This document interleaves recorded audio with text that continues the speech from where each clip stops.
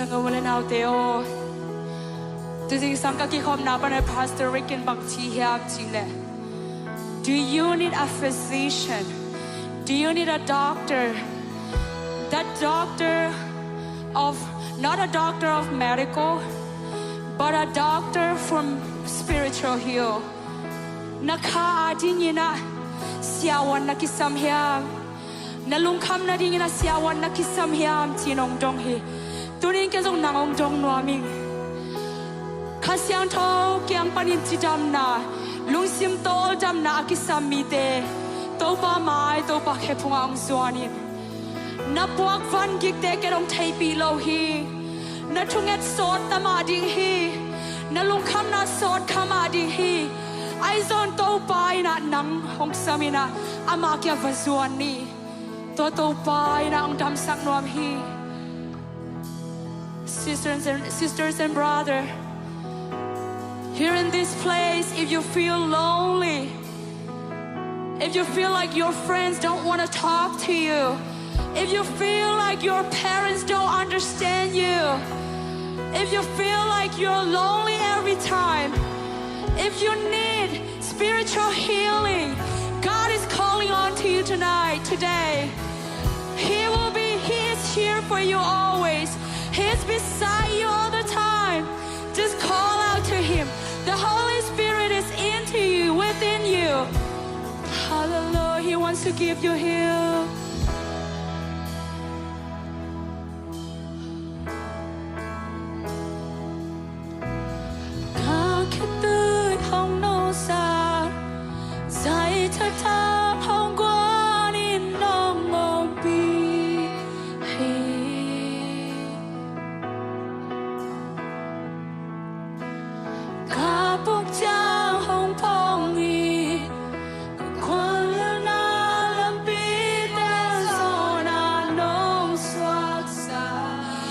Salai ni kakituyong nusa,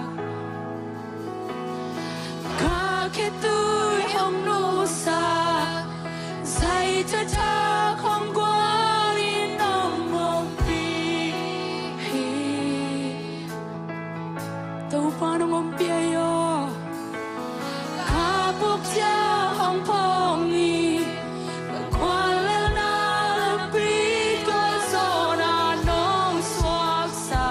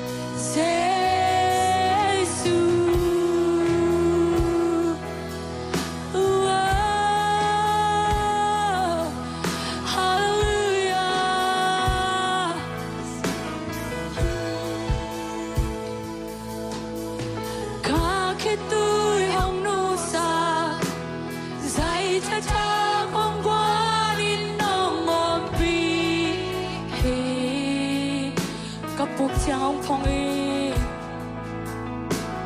kapuk siang phong y, kakwala na lapit kwa zona nong swaksa, naminin siang to, naminin siang to y aton tu, amen, naminin siang to y, naminin siang to y. Nang ko